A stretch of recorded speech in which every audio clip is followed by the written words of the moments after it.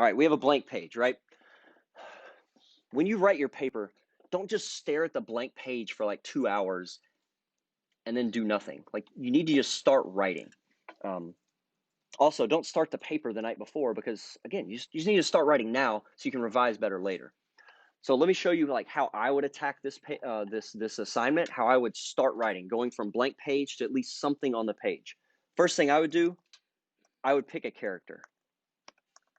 It could be Dawson. It could be Jessup, the villain. It could be that Markinson guy who challenges the authority figure, gives in, and then regrets it for the rest of the movie until he kills himself.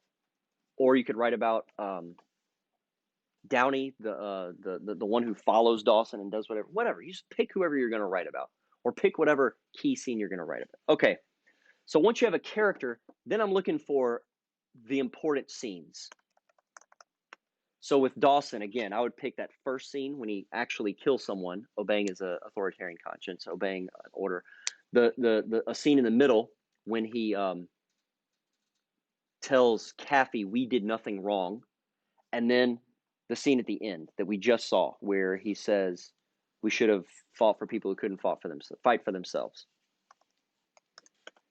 And then I'm going to look for key quotations from the film and from the academic articles.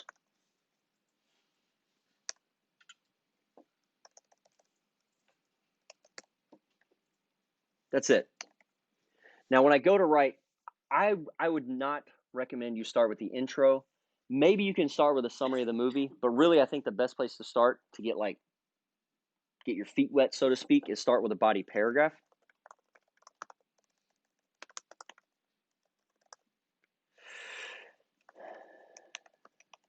It's going to be an ace paragraph.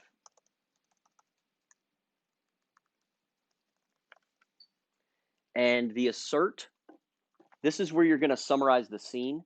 And when I tell you, find, key quotations from the film.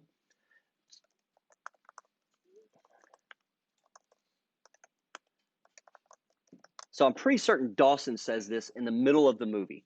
So the first scene I'm going to analyze is when he's when Kathy's meeting with him one-on-one, and Kathy says, "Hey, you plead guilty and you go home in 6 months." And Dawson says, "I'm not taking the plea bargain. I'm going to say I was not guilty because I don't think I did anything wrong." So you rewatch the scene, figure out what he says, and then you start writing your paper. Next, I need to find a quotation from Milgram that's relevant to this moment. So in fact, get Milgram or Fromm, it doesn't matter. Just get your articles out if you don't have them out already. I see most of you do. Fromm and Milgram, pull them out. Yes.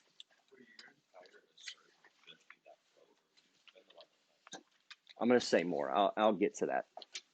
You have to say more. You can't just put the quote in and that be that. But as I'm developing the paragraph, this is how I'm going to start.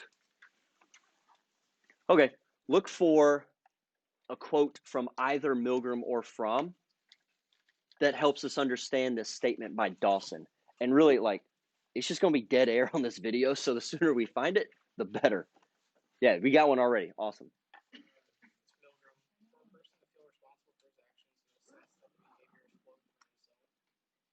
As opposed to flowing from.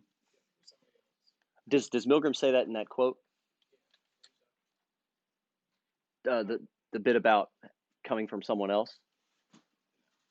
All right, that's halfway there. It's a good one. You could probably use it, but I know there are others. I just can't remember them. Yes?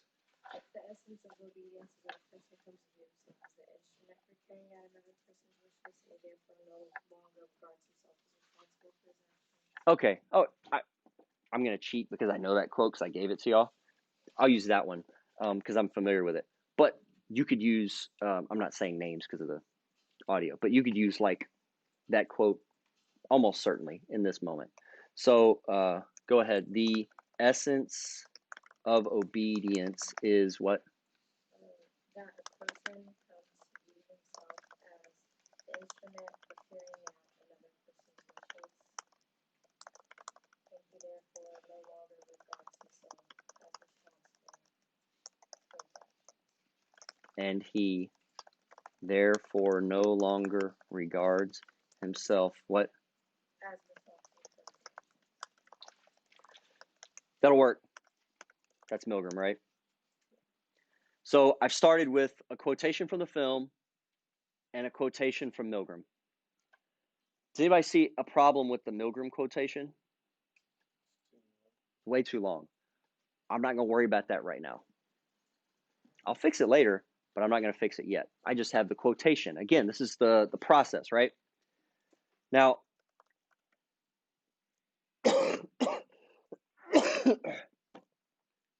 hopefully that's not too loud on the audio. My apologies if it is. That takes effort, like actually going to, I don't want to take time to edit. I'm lazy on this. All right. For the explain, this is the way I work. You can work this way, you can work another way, but I write down what comes in my head. Again, early version. So I'm going to say, how does this Milgram quotation help me understand Dawson's line? Well, Milgram said, people do not feel responsible for destructive actions if they think of themselves as an instrument for another person's wishes. In the scene, Dawson does not feel responsible because why? Because he followed his code and he obeyed a direct order. I know I need to say something else. There's just nothing's coming to mind. Later in the film, he accepts. Look at this. I'm repeating the word responsible and responsibility too often, but whatever. I'll fix it later. But in this scene, he sees himself as someone who simply did his job and does what? Somebody did his job. I'm just going to stop there. Just get it done. This is not a good explain. It's inadequate. But you know what it is? It's on the page. It's there. And that's what matters more than it being good. So I have the explain done. Now I'm going to go back to the assert and the cite. I don't remember who asked it, but they asked like, okay, so this assert, is this it? You just put the quotation in? Well, no, we need to do more for the assert. So what we need to do? What do we need to do? So we have the quotation. Explain to me this a bit more. The background context.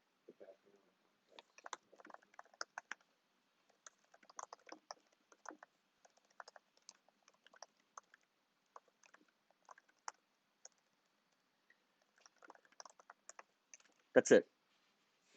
And I can do that, on my own. For the citation, what more do we need to do in this section? What do we need to do? Some of them work out, like keep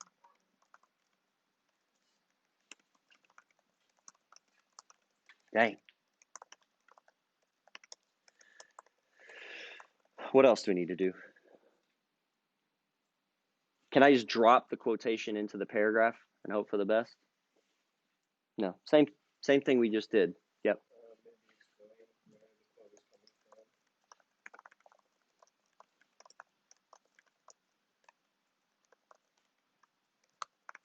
It's all about context. because you're writing a paper about a movie made in the early 90s. Why in the world would you mention an article written in the 60s? Oh, well, the citation gives the context to help us understand why. Anyways, so with the assert, tell us about the scene, give us context about the scene. With the citation, tell us about Milgram's quotation, give us context about it. And with the explain, use Milgram's words to help us understand the scene. This is not a good, as I've already said, this is not a good body paragraph, but it's a done one. And you can come back to it later. Come back the next day. Once you finish this much, I recommend you go on to the next body paragraph. Get them all done before you start to make them better. And let me reference a movie to help you understand why you should write over a long period of time, like multiple days, as opposed to doing it all at once. So it's a movie also written by the same guy who wrote this. Has anybody seen the Mark Zuckerberg movie, The Social Network? A few, okay, more than second period. It's a great movie. It makes Zuckerberg out to be honestly a tool. It's rough, but I don't know if he's that bad of a person. Whatever, it's the movie. So in it, there's like a funny little joke about one of the characters. They're two characters. They're the Winklevoss twins. They're the ones who hired Zuckerberg to create something that they called, I think, Harvard Connect. And once Mark Zuckerberg was hired to do this, he realized, wait a minute, let's expand this and make it bigger than Harvard. And then he made Facebook. Well, the Winklevoss twins were like, hold on, dude, you made this big old company, and we gave you the idea, and you're not giving us any cut of it. So they eventually sue. They actually get like a $60 million whatchamacallit from it. They get like a $60 million payout or something like that. Anyways, in the movie, the two twins are played by the same character, or the same actor. I don't remember the actor's name, but it's the same guy, and they just use computers to splice them both in. So once they decide to sue Zuckerberg, one of the twins says, I'm 6'5", 225 pounds, and there's two of me. Meaning there are two of me. We can go after this Zuckerberg character and win. And the joke is there literally are two of the same guy. Like it's just the same guy as each twin. It's a joke that the writers put in. I think it's a funny joke. But anyways, when you write over multiple days, that's what you're doing. Instead of there being one of you writing this entire paper the night before, there's 7 of you, because you're coming to it on 7 different occasions. And you're going to write tremendously better if there's 7 of you accomplishing a task versus 1. Anyway, I've done a lot of talking. My apologies. But this is the pattern I think you should follow, and I think you just start right now. So whether you do it on paper or do it on your computer, you should start writing a body paragraph. Use these last 7 minutes that we have. Ready, set, go.